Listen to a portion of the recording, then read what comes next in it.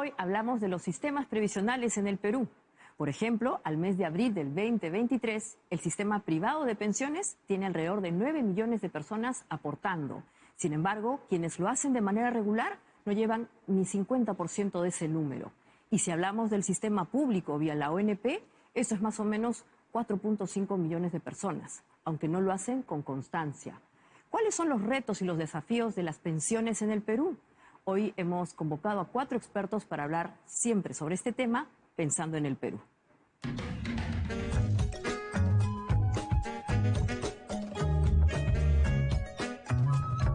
Muy bien, como siempre, pensando en el Perú, trata temas de coyuntura, pero que tienen la visión de futuro. Y uno que evidentemente nos preocupa es cómo van nuestros ahorros si pensamos en nuestra vejez. Así que hoy vamos a hablar de las pensiones, para lo cual hemos convocado a 4 personas muy involucradas con estos temas. Está con nosotros, por ejemplo, Noelia Bernal, ella es investigadora de la Universidad del Pacífico. También está con nosotros el exministro de Economía, Alonso Segura, pero también es director de la especialidad de finanzas de la Universidad Católica, ¿no es cierto?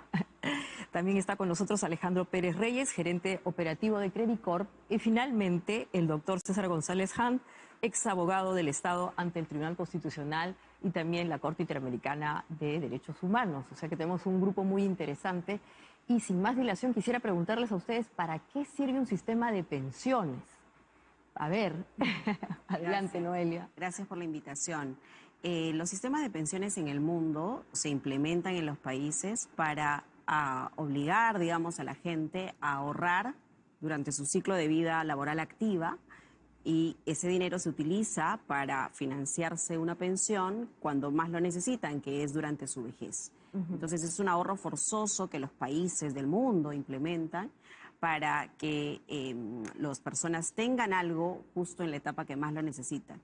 Y muchos te preguntan, oye, no, pero dejémoslo libre, ¿no? Que no los obliguen, que en realidad bajo esa política la gente simplemente no ahorraría, ¿no? Claro. Ahora, pero también las pensiones, Alonso, sirven a todos los ciudadanos del país, ¿no es cierto? No solamente a cada uno individualmente, sino al total.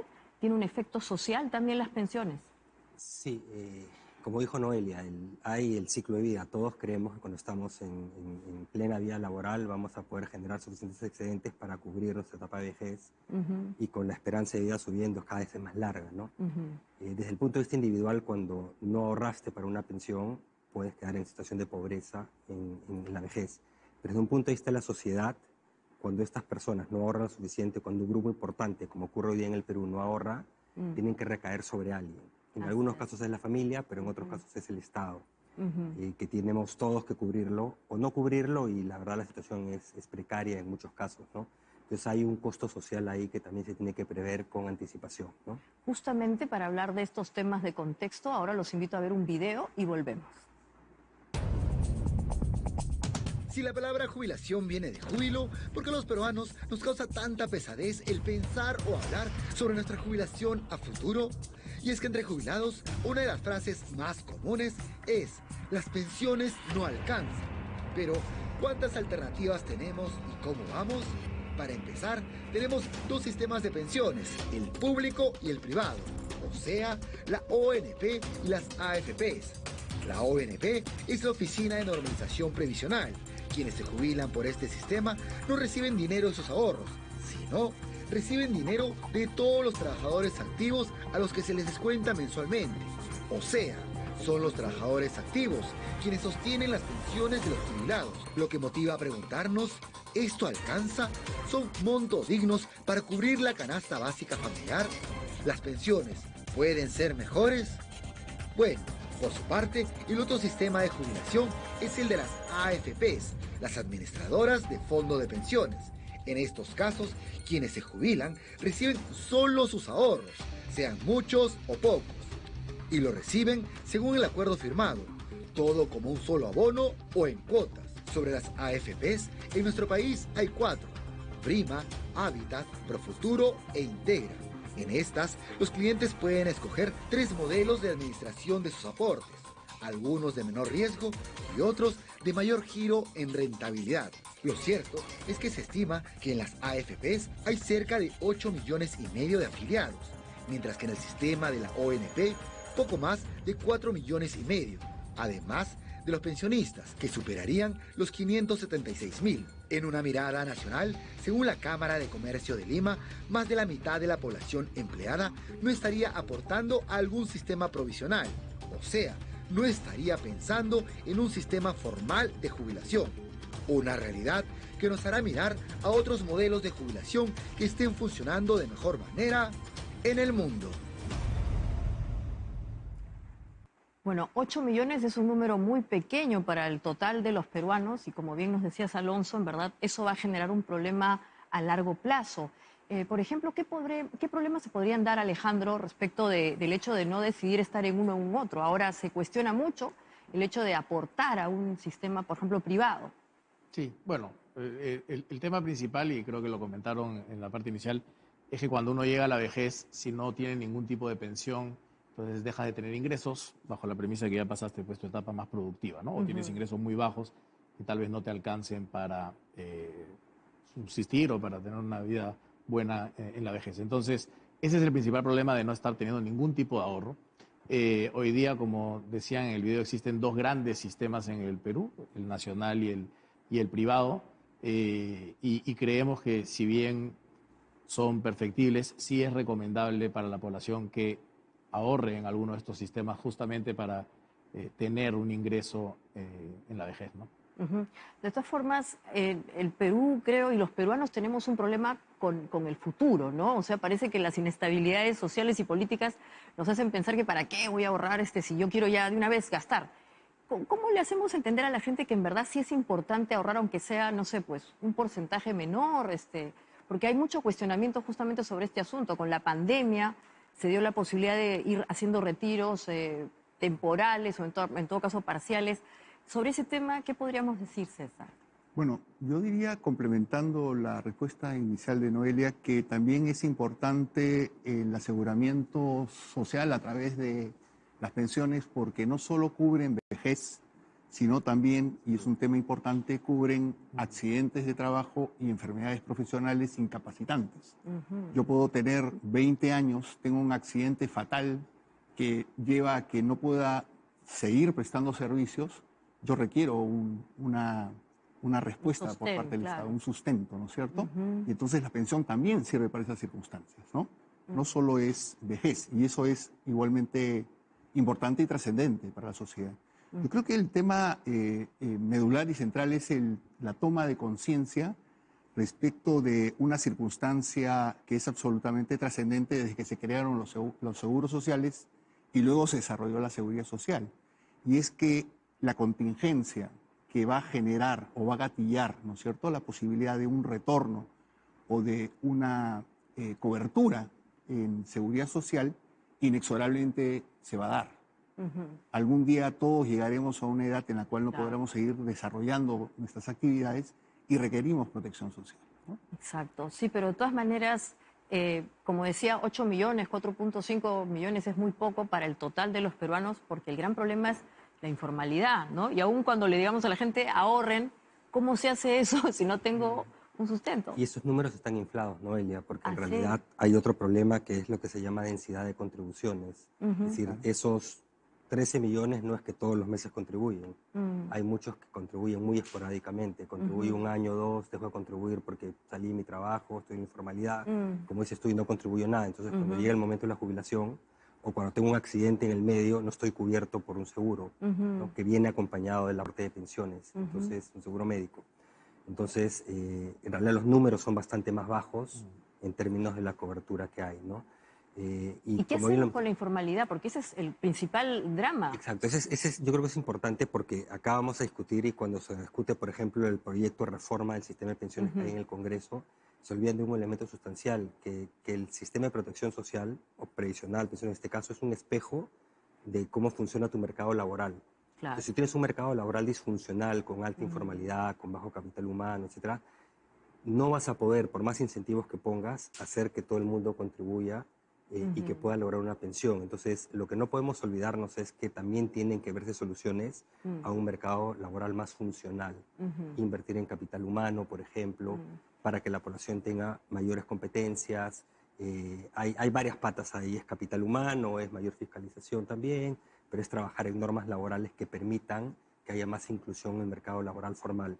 Si eso lo va solucionando, te va a generar también más contribuciones en los temas de pensiones, ¿no? De eso no se discute nunca, casi, cuando hablas de pensiones. Solo hablas quién paga la factura para meter más gente, que es importante la cobertura, más gente gozó de pensión, pero tienes que ver el otro lado.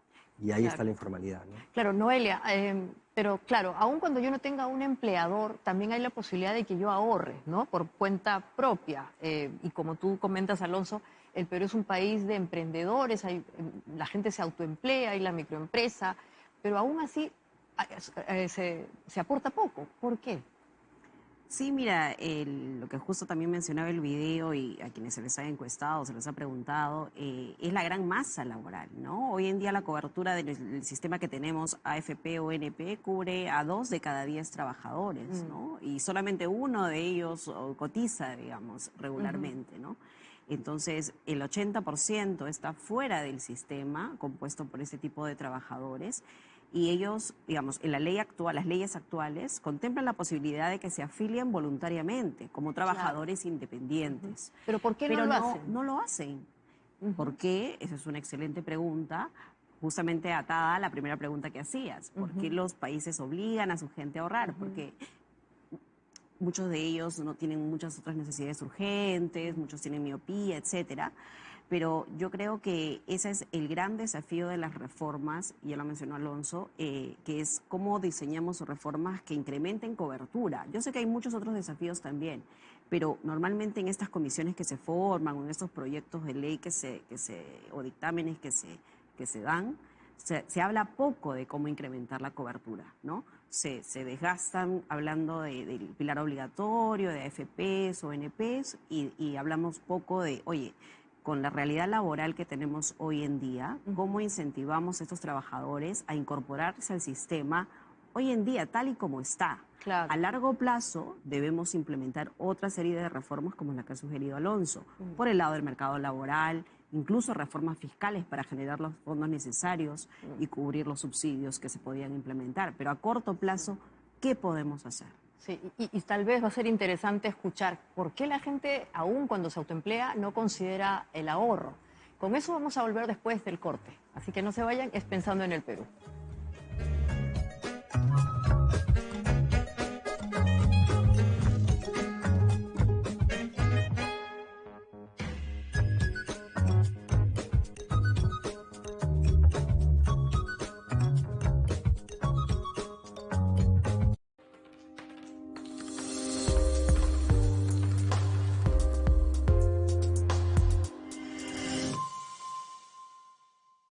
Este domingo a las 10. Hay un montón de ejemplos donde la condición social utilizada como insulto.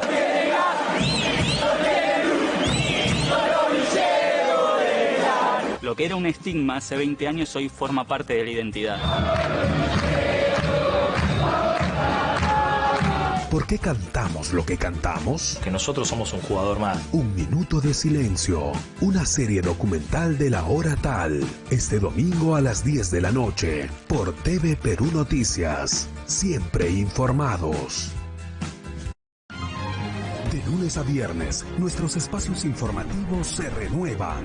A las 6 de la mañana, Jennifer Salazar y Jorge Bayón nos traen edición matinal. Información fresca, ágil, precisa. Todo lo que usted necesita saber para estar bien informado, lo encuentra en edición matinal. A la 1 de la tarde, Carla Jarada nos lleva a cada lugar donde está la noticia. Información en vivo, con todos nuestros equipos desde el lugar de los hechos. Edición tarde.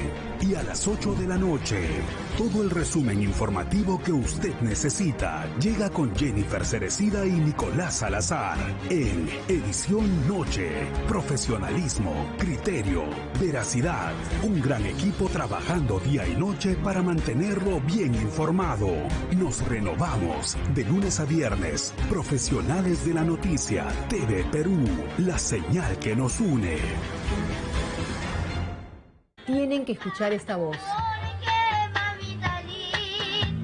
Una artista tan joven y tan talentosa.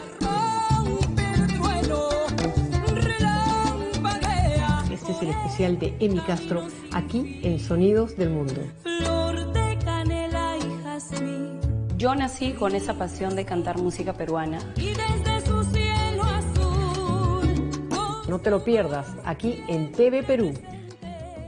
Si acumulas agua en baldes o tachos, cuidado.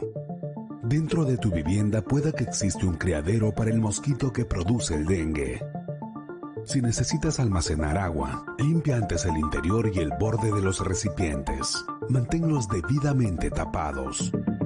Elimina los líquidos estancados en botellas o floreros. Sin mosquito no hay dengue.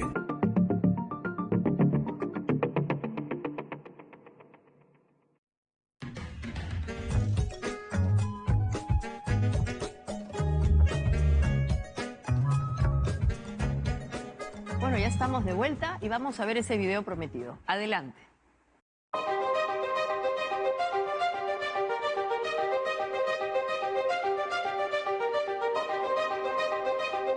Nosotros, para empezar, no tenemos jubilación. La única jubilación es el bienestar de nuestros hijos, la educación que le podemos dar nosotros a nuestros hijos. Ya llegas a una edad que prácticamente ya nos vamos ya de este mundo y no llegamos a recibir la pensión. Queremos que la pensión sea menos edad, así para poder que las personas de edad ya puedan cobrar y puedan tener esa vida que se merecen. No se puede ahorrar porque hoy en día el sueldo mínimo que cobran la mayoría, algunos son formales, algunos son informales. La mayoría son informales. Creo que las personas informales no pueden ahorrar.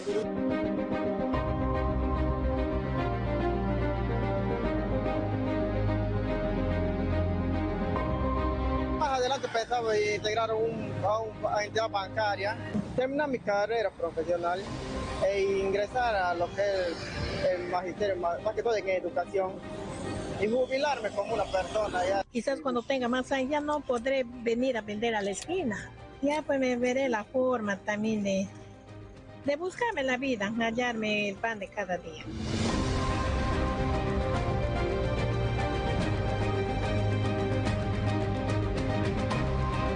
¿Cómo se ve de aquí unos años más adelante? ¿Qué será, hermano? Para verlo difícil. Antes sí se juntaba algo, ahora no, es para comer, los hijos se la llevan, ya no alcanza. Para mi vejez tengo que ahorrar. Ahora vas a empezar a ahorrar. Ajá, recién claro, ahora. ajá, recién. ¿Qué voy a hacer? Hacer todo para comer, para que estudian mis hijos. ¿Qué voy a hacer? Tengo que sacar mis hijos adelante. Ahorro no hay. Lo que trabajamos día a día es con las justas alcanza para mis hijos y para mí. Entonces, para pagar agua, luz. De mis hijos nomás ya viviré, pero yo ya me acostumbrado a salir 2 solcitos diarios todos los días. Hasta el domingo que salgo a trabajar, me ahorro. Uno ahorra poquísimo. ¿Cómo te ves en un futuro? En el futuro ya, hermano, ¿qué se pues? De repente ya, Dios quiera, no seguimos o no, también porque estamos de paso nomás acá y para adelante, ¿no? No sabría decirle porque yo no sé pronosticar mi futuro, amigo. Tengo en mi casa para cualquier emergencia. Imagínate, trabajando hasta donde la fuerza me dé, porque no hay otra. No es que no hay seguro, no hay nada.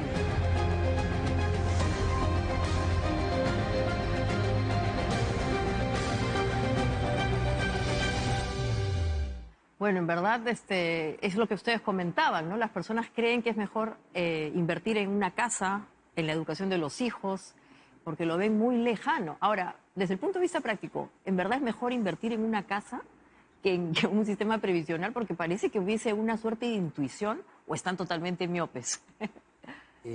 No, porque lo que pasa es que lo ven más tangible, ¿no? Como comentábamos en el break, lo comentaba Noelia, un negocio, una casa, educación de los hijos lo ven con lo tangible que yo puedo verlo ahora. La pensión la ves mucho más adelante.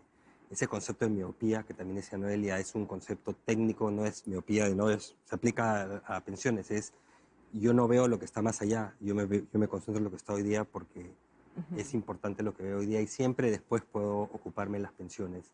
Por eso es que tiene que haber obligatoriedad. En un país con mucha informalidad tenemos que navegar incentivos para tratar de inducir a que independientes, formales, informales, puedan contribuir no hay una receta mágica, no hay una fórmula, pero de nuevo, también teniendo en cuenta lo que voy a comentar después, que no estarán tirándole cualquier tipo de factura al Estado, es un poco lo que está navegando por el Congreso, ¿no?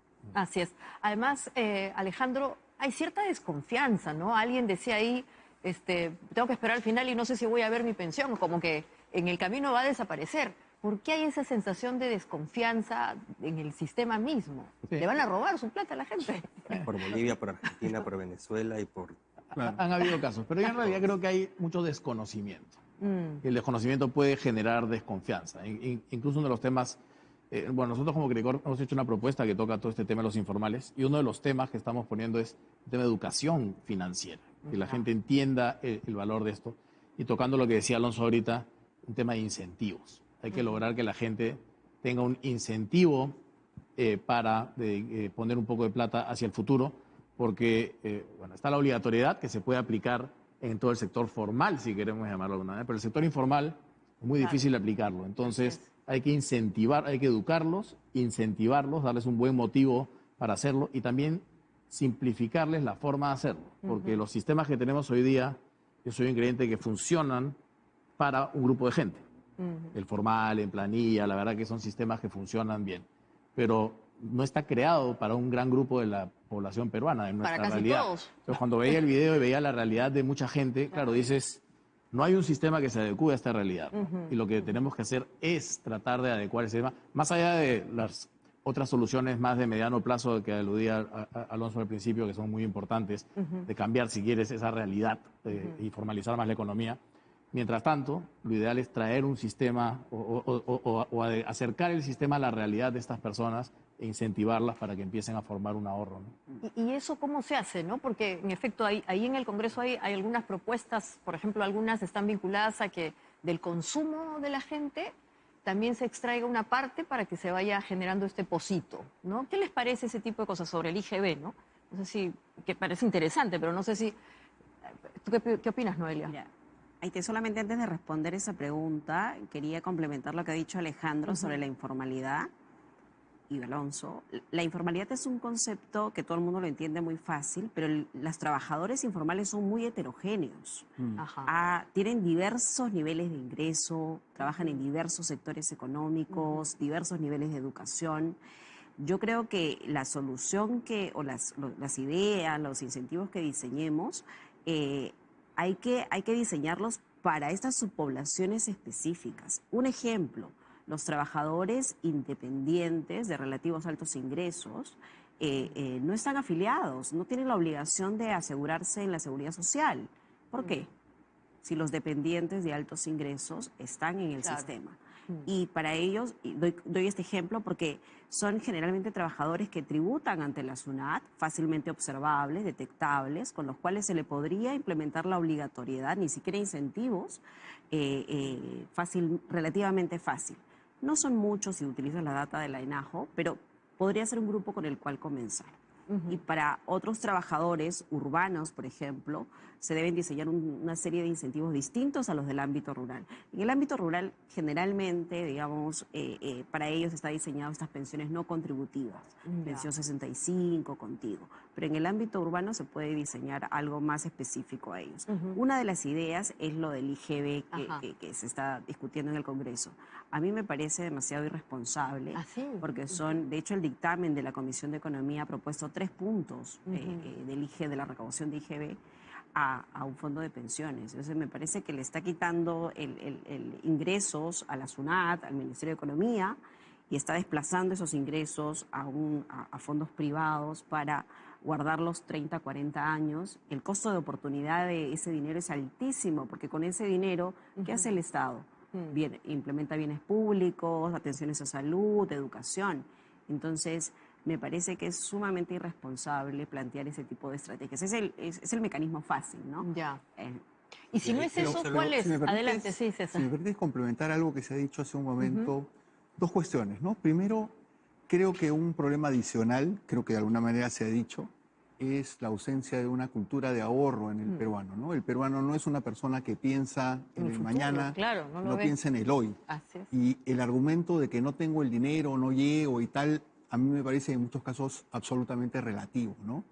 el mundo informal puede ser de alguna manera incorporado a que contribuya también a la protección social, dando estos incentivos, por supuesto, y no hay que estar necesariamente atado a una relación de trabajo para poder desplegar un esfuerzo en ese sentido, ¿no? De dar cobertura también.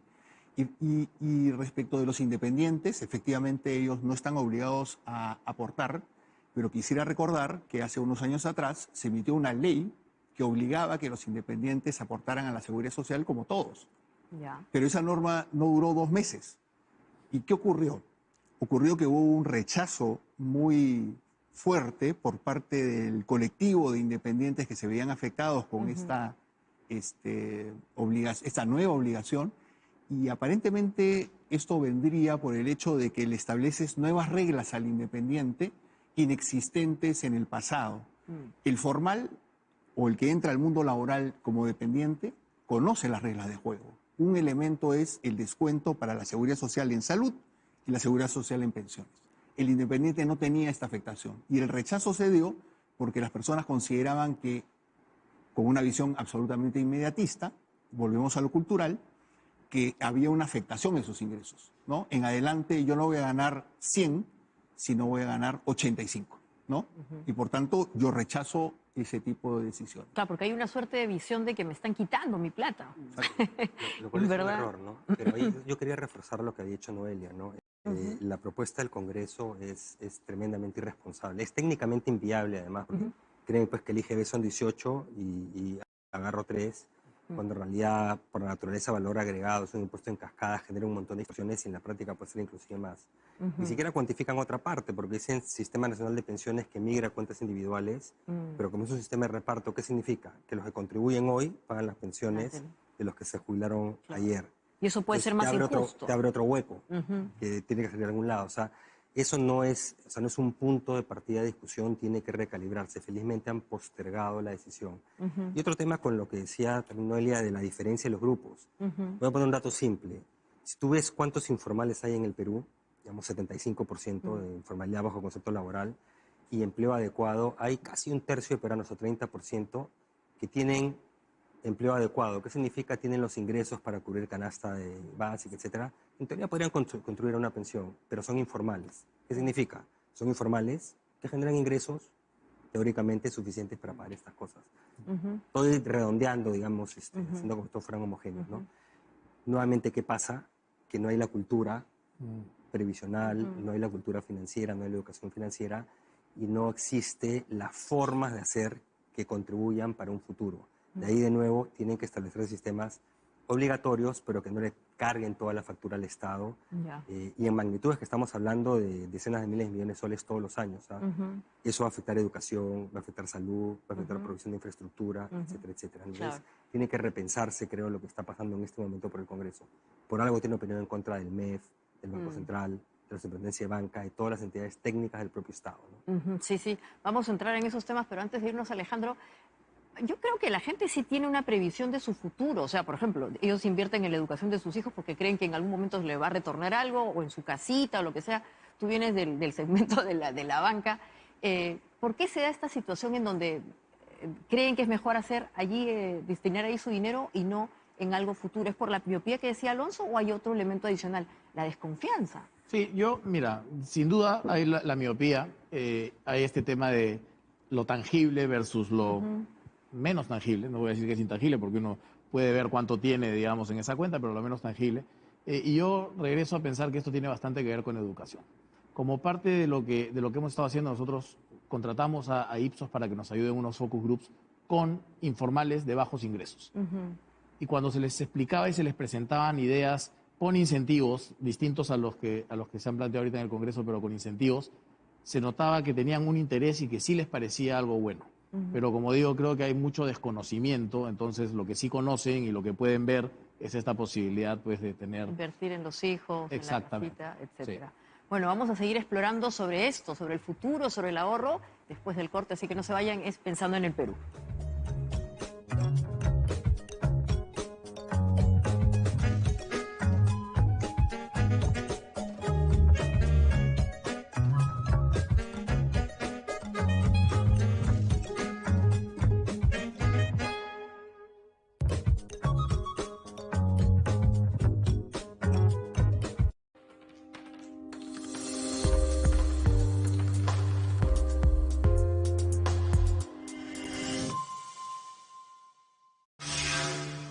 Ministerio de Cultura, Instituto Nacional de Radio y Televisión del Perú, Murirsechimunku.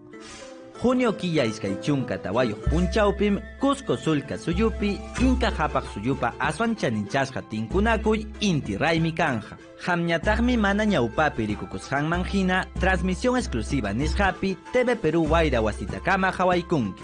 TV Perú, Cuscan Chachiwagninchikmi.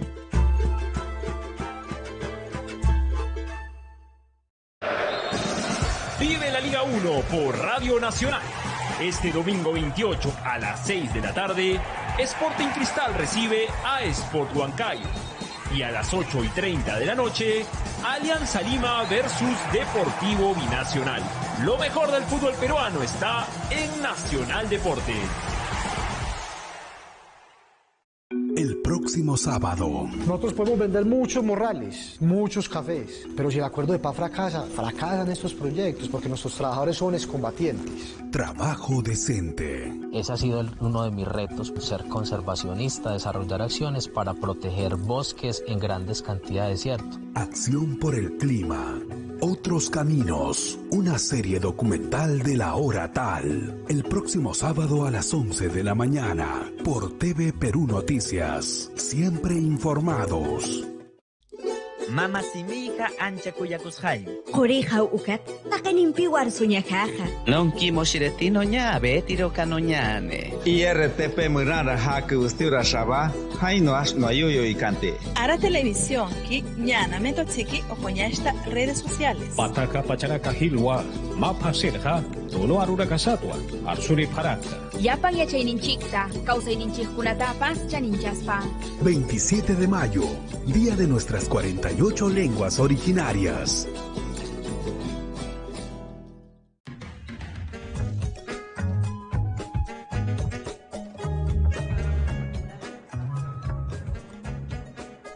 Bueno, seguimos explorando por qué en el Perú nos cuesta tanto ahorrar pensando en el futuro.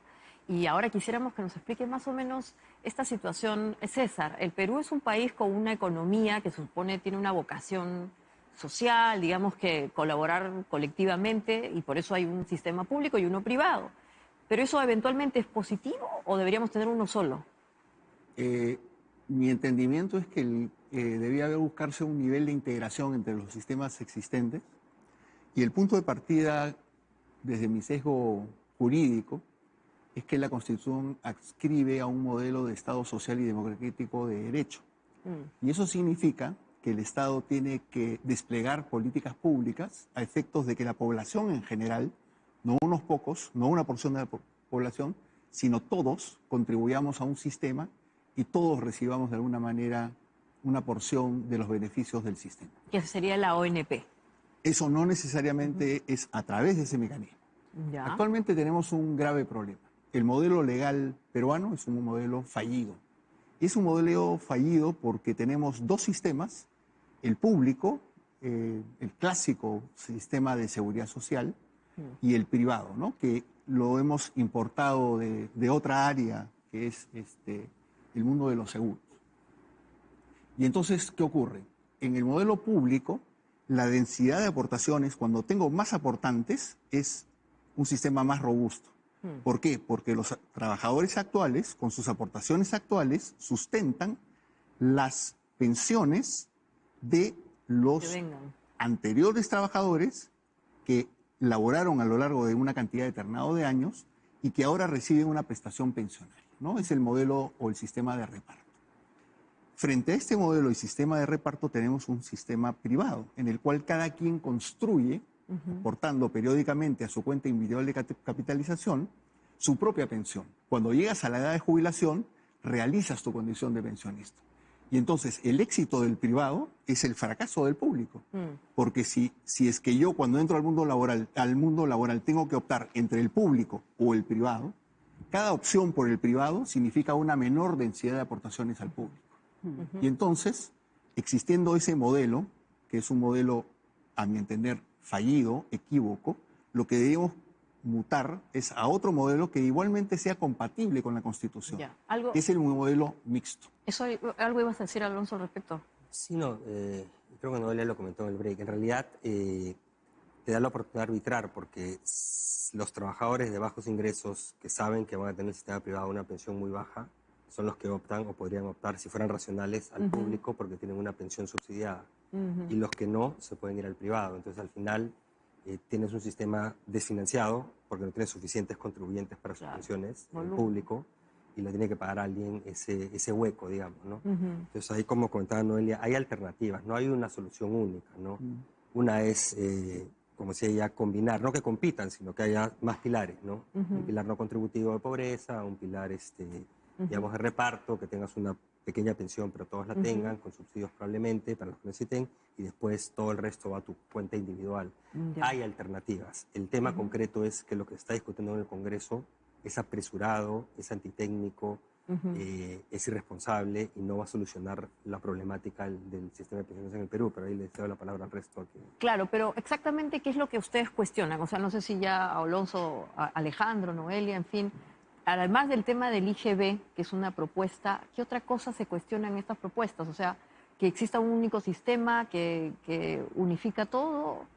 No, yo al contrario, esas ideas, que creo que no sé, en ambas propuestas he visto la de la Comisión de Trabajo y la de la Economía, tienen la idea de tener un solo sistema. En la de Trabajo es un nuevo sistema mixto que integre la parte pública, la parte privada, y en la de Economía, irónicamente, solo privado, ¿no? Eliminar el sistema nacional y solamente me quedo con privado con esto del IGB.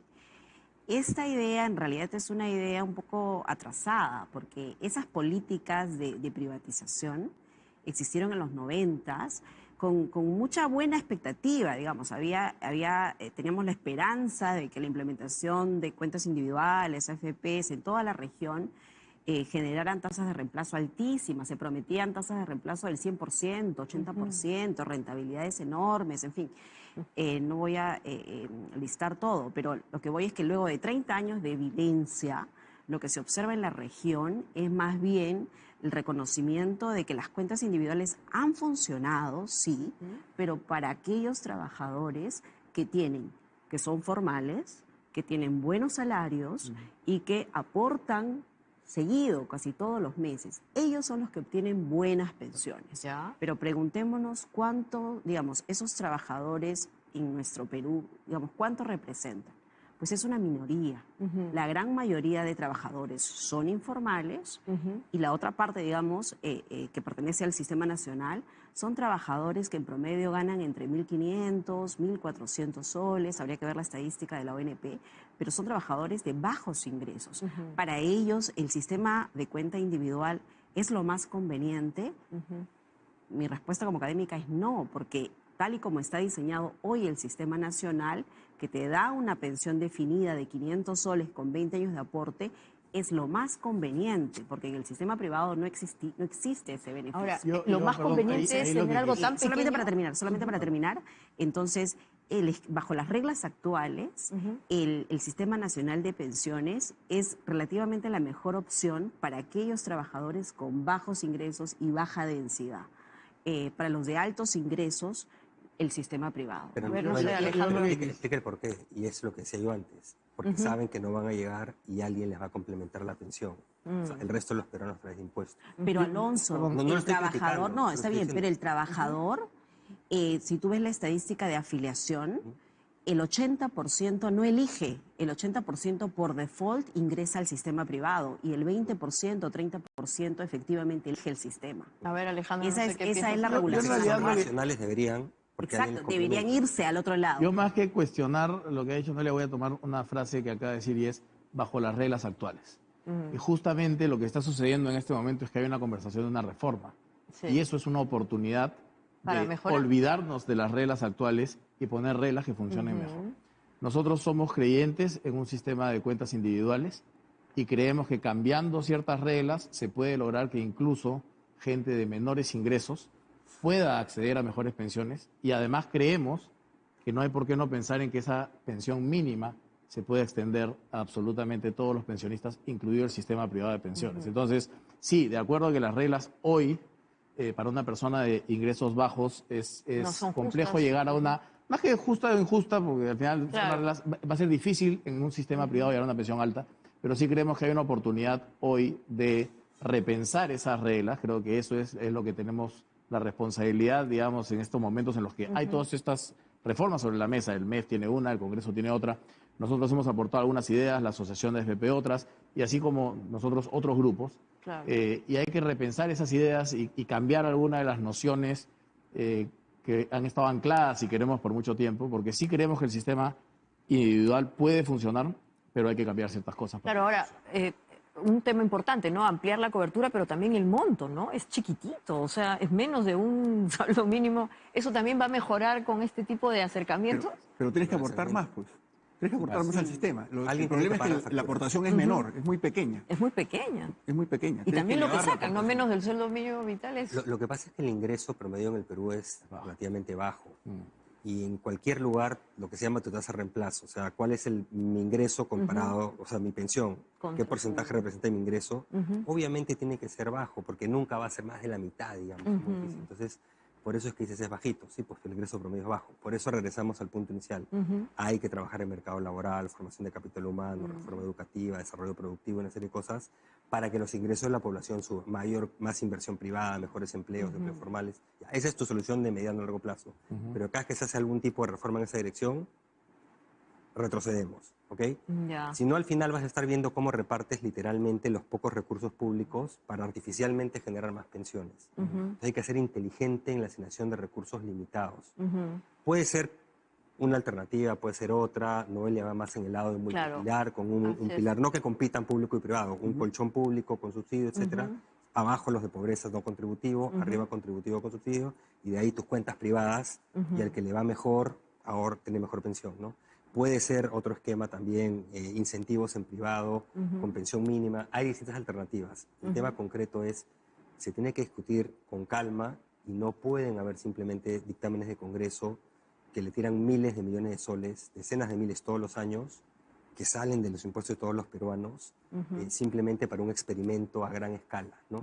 Que va a desfinanciar educación, va a desfinanciar salud, infraestructura, que dicho sea de paso no tiene suficientes recursos ni bien utilizados. Yo creo que la discusión es más amplia, tiene que ser más pausada, ¿no? Lo que pasa es que uno de los grandes enemigos de la seguridad social es el populismo.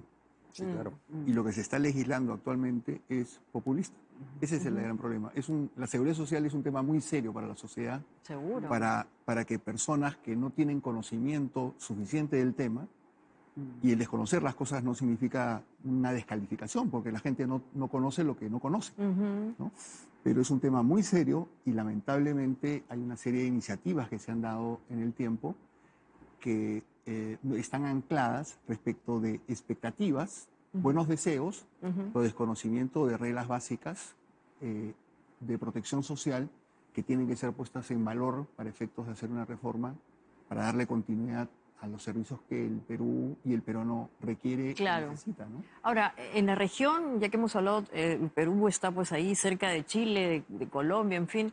¿Cuál es el modelo? El modelo peruano está muy inspirado en el chileno está dando ahí unas vueltas. ¿Nosotros tenemos que pensar en una cosa muy sui generis o también nos vamos otra vez a inspirar en algo particular? Mira, el paradigma de la región es Chile, ¿no? Que comenzó con un modelo donde eliminó su sistema de reparto en los 80s e implementó solo AFPs. En el 2008 lo reformó, manteniendo como eje central a las AFPs, a las cuentas individuales, y creando un pilar solidario fuerte, con pensión no contributiva, no universal, pero fuerte, un pilar de ahorro voluntario, donde el Estado subsidiaba a mujeres con hijos nacidos vivos, subsidio a los aportes para los trabajadores vulnerables, subsidio al empleo, a la generación de empleo formal, jóvenes principalmente, en fin. O sea, un pilar fuerte, solidario, administrado por el Estado. Pero hoy en día, con el presidente Boric y el ministro Marcel, han ido por una reforma más integral, donde sí proponen estos pilares, ese sistema mixto. Porque justamente han reconocido que no es suficiente, que el sistema, como dice César, pese a que este pilar solidario ha sido fuerte, no termina siendo un sistema de seguridad social, no termina de proteger completamente, porque sigue exponiendo a los individuos al riesgo financiero individual, entre otras razones. Entonces, hoy en día, por ejemplo, ha ido por este camino del multipilar, ¿no? Y Colombia, entiendo, está yendo también por ese camino. Países como Uruguay, Costa Rica también tienen un sistema mixto. De hecho, tú preguntabas si nuestro país, digamos, qué tipo de esquema tiene. Nosotros, junto con Colombia, somos los únicos países en el mundo que tenemos un sistema en el cual el trabajador tiene la compleja decisión de decidir, cuando está empezando su vida laboral, oye, ¿a qué sistema me meto? ¿Sistema nacional o sistema público? Cuando ni siquiera termina de entender bien cómo funciona cada esquema, ¿no? Entonces yo creo que ese sistema ya no deberíamos persistir por ese camino e ir hacia uno mixto. Y si permites complementar el esquema jurídico que has escrito muy bien, tenemos otro problema sustantivo en la región, ¿no? Que es la experiencia argentina y la experiencia que se viene en Bolivia, ¿no? Que es la estatización de los fondos de pensiones, ¿no? Claro, que han sido utilizados como caja chica o caja grande del gobierno actual, ¿no? Y ese es un problema muy serio, ¿no es cierto? Y preocupa a aquellas personas que han ido aportando, por ejemplo, al sistema privado de pensiones. Y solo para complementar, sí se está repensando en distintos lados del mundo, pero en América Latina en particular, cómo dar mayor cobertura y mayor sostenibilidad. Yo creo que la respuesta no es ver lo que hace ni Chile, ni Colombia, ni nadie, porque en realidad todos están experimentando, ¿de acuerdo? Así todos. Idealmente, mira los nórdicos, que estamos muy lejos, Noruega, se llama Flexi Security, ¿no? Que combina una serie de cosas, ¿no? De mercado laboral, de red de protección social, con una serie de cosas, ¿no? Pero yo creo que lo que hay que hacer es, nuevamente, pausados, tranquilos. La ventaja que tiene es muy difícil políticamente, es muy susceptible a clientelismo y populismo, pero la ventaja que tiene, por ejemplo, una reforma de pensiones frente a una reforma de salud es lo que economistas llamamos que uno es paramétrico y otro no. ¿Qué significa? Yo en el de pensiones puedo más o menos decir, cuando diseño reglas, cuánto me va a costar y a quiénes va a poder beneficiar. Algunas cosas no están precisas. En salud no lo sabes, porque no sabes cómo van a beneficiar los costos, ¿ya? Eso no es algo que se haya hecho. Entonces, el Congreso está tirando plata al problema y sacando de otro lado, de los peruanos. Entonces, yo creo que se necesita más discusión y ver si es multipilar, ver si es privado con incentivos, pero que nivele la cancha abajo para que no estén tan expuestos a lo que decía Noelia del riesgo. Yo lo único que sumaría al concepto... Alejandro, para cerrar, Sí, lo único que sumaría al concepto de copiar algún modelo es entender nuestra realidad, ¿no? Ya copiamos un modelo, nuestra realidad era distinta y un grupo se quedó fuera.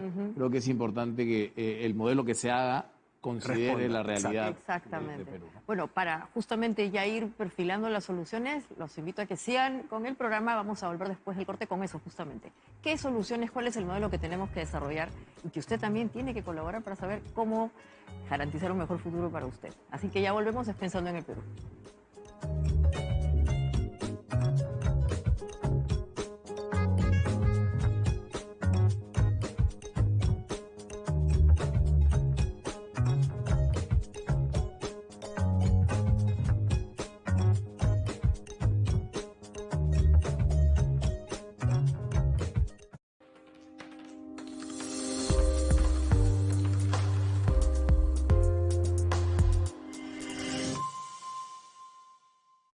Este domingo a las 10. Hay un montón de ejemplos donde la condición social utilizada como insulto.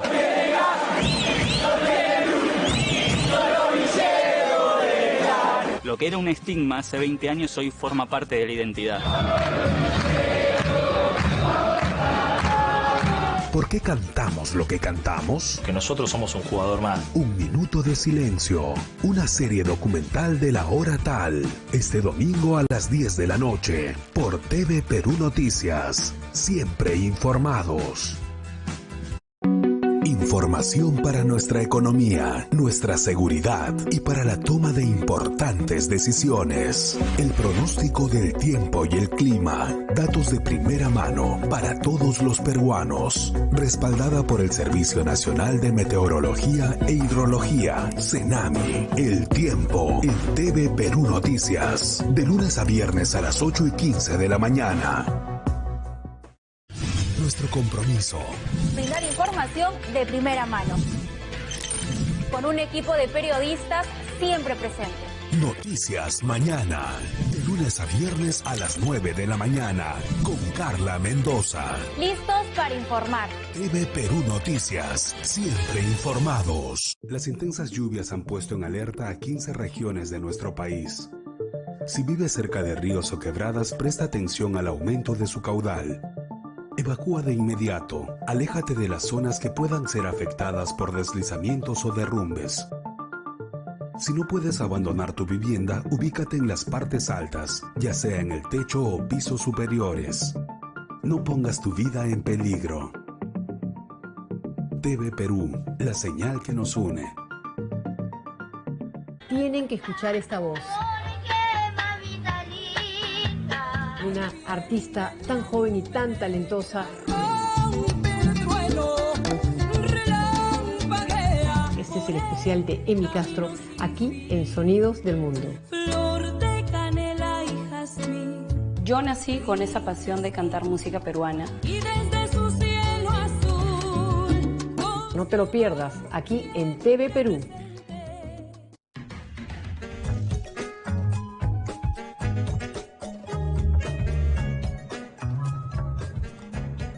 Muy bien, ¿cómo solucionamos este problema? ¿Cuál es el modelo que nos conviene? A ver, Alejandro, danos luces. Bueno, nosotros hemos hecho un planteamiento enfocado en el sistema privado, y hago este comentario porque creemos que es un planteamiento que puede funcionar incluso montado en un pilar solidario como el que se hablaba hace un rato y que esté encima de él, que es un planteamiento que en realidad lo que busca es generar más educación y mejores incentivos para todo ese grupo de personas que hoy no participan del sistema. Que se tiene que hacer de la mano del Estado, dando una pensión mínima y también dando un incentivo de un matching, o lo que llaman igualar el monto que pone el informal en el fondo para que de esa manera lo haga crecer y acceder a una buena pensión. Eso le da un incentivo a la persona, porque por cada sol que yo pongo para mi pensión, claro, tengo 2 soles en mi pensión. Y nuevamente, dado que no existe la obligatoriedad en ese segmento, creemos que es el incentivo el que los puede llevar. Y una cosa muy importante, la que no hemos hablado, es que tenemos que simplificar la forma en que las personas aportan a su pensión.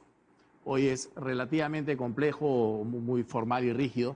Nosotros pensamos que con la tecnología que existe hoy día, billeteras digitales, uno apretando unos cuantos botones puede enviar constantemente o periódicamente una cantidad a su fondo, que tendría este matching del Estado, lograría alcanzar un fondo más alto y por ende idealmente una mejor pensión. Estupendo. Ahora, solamente como comentario, esto es un tema complejo, es un tema importante, lo han mencionado previamente, creo que requiere pensarlo bien porque tenemos una oportunidad ahorita en estos momentos como país de hacer una reforma que realmente funcione. Justamente para eso es este diálogo. No sé, Noelia, ¿tú qué sugieres? Mira, 2 minutos.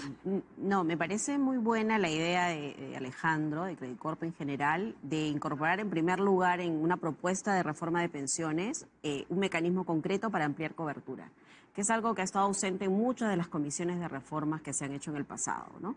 Lo del matching contribution me parece a mí una buena estrategia y les contaba que en la universidad hemos hecho un estudio de campo, un experimento donde nos preguntamos justamente si los afiliados responden a ese incentivo, ¿no? Porque en el papel suena muy bonito, pero vamos a la cancha. Los afiliados se afilian cuando hay un apoyo del Estado. Un matching del Estado, ¿no? Por cada sol que pones, el Estado te pone. Contribuye. Y encontramos que sí, que claro, no es digamos, no todos los trabajadores a los cuales nos acercamos aceptaron, pero te digo que de cada 100, 15 aceptaron.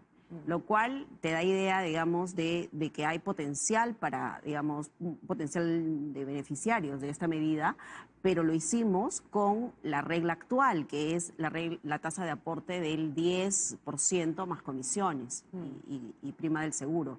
Entiendo que la idea de Credicorp es bajar este aporte, que la persona pueda aportar desde un sol, ¿no? De lo que pueda.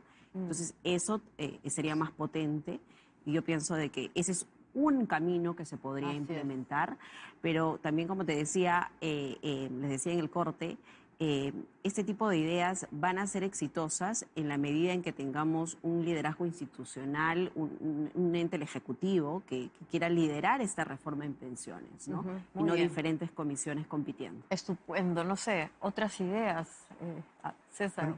Sí, si me permites, primero creo que el punto de partida es el modelo al cual adscribimos, ¿no? Un modelo en el cual el Estado no puede mantenerse indiferente, ¿no? A la necesidad de la protección En segundo lugar, creo que debemos cambiar de modelo legal y pasar de un modelo de 2 sistemas en competencias y alternativos a un modelo complementario, un modelo de pilares, en el cual el Estado hace un aporte, ¿no es cierto?, para garantizar un primer pilar universal de aplicación para todos, que se combinaría con un segundo pilar basado en el anterior modelo público y con el sistema de reparto, que se complementaría con un pilar en el cual hay un aporte sustantivo, sustantivamente mayor, para que cada quien pueda construirse una pensión acorde con la densidad de sus aportaciones y que se complementa con un último pilar de carácter voluntario para quien quiere aspirar a una pensión mayor, ¿no? Y luego volver sobre algo ya dicho. Este es un tema muy serio donde hay que pensar bien las cosas, hay que ser muy responsables en la reforma y creo que la reforma debe ser entregada a, como muy bien decía Noelia, de repente a que el Estado a través del Ejecutivo tome una posición preponderante y alejarlo, ¿no es cierto?, de toda esta tentación populista que está muy presente en otros estamentos del Estado. Estupendo. Y para cerrar. Sí, iba a tratar de cerrar un poquito A ver. resumiendo. Todo lo que se está planteando acá, la primera idea, no es lo que está en los dictámenes de los Congresos de la República. Eso para empezar, lo cual ya te da una idea. Acá hay unas iniciativas novedosas. Entonces, yo creo que lo que estamos todos conversando es que hay ciertas características o principios ideales que buscarías, ¿no? Uno es claramente mayor cobertura, ¿no? Hay que ver cómo logras mayor cobertura. Y eso va a requerir mayor solidaridad, algún mecanismo de matching contributions, de otro, un pilar, digamos, contributivo que sea general. O sea, que el Estado también aporte un poquito. Sí, pero ahí, siguiente es, tú necesitas sostenibilidad financiera, que es lo que está fuera de la discusión. Si tú me dices, por ejemplo, cómo pone la plata el Estado, no debe venir por impuestos, sacrificando impuestos, debe venir con una factura que tú sabes que vas a pagar desde gasto público y que esté bien calibrada, a quiénes voy a ayudar, cómo y cuánto, ¿de acuerdo? Eso es fundamental. Y la otra es, tenemos que respetar también la intangibilidad de los fondos de pensiones. No podemos seguir jugando con el futuro en que cada vez que hay una sesión del Congreso, retiras y modificas, ¿no? Yo creo que vamos a estar más cerca de la solución cuando hay un debate amplio. Y una señal, como decía César, es cuando tengas una opinión favorable del MEF, del Banco Central, de Superintendencia de Banca, que son los entes técnicos, ¿no? Entonces, esto lo tienes que diseñar así, ¿no? Entonces, hay alternativas, sí, no son las que están siendo discutidas en este momento. Tienes que calibrarlas para que sea sostenible en el tiempo y probablemente otra propiedad que crece es gradualidad. No van a entrar independientes pagando la tasa máxima hoy día, no van a entrar todos hoy día, pero ir aproximándote a lo que tú quieras progresivamente, ¿no? Estupendo. Bueno, y con esto hemos cerrado. Les quiero agradecer muchísimo su presencia. Es un tema que hay que seguir explorando, pero sobre todo para quienes nos ven, lo importante es saber que hay que ahorrar, ¿no es cierto? De a poquitos consideren también ver el futuro como algo pues que es incierto, pero que si hoy lo construimos eventualmente también va a estar bien definido. Entonces empiece a ahorrar algo de su dinero. Bueno, por ahora, si usted se autoemplea, también vaya a uno de estos 2 sistemas e infórmese, porque finalmente esto tiene para rato, ¿no? O sea, ojalá que con Pensando en el Perú hayamos colaborado justamente con eso, para que usted también se informe. Nos vemos en una semana más, como siempre, aquí en la señal que une a todos los peruanos.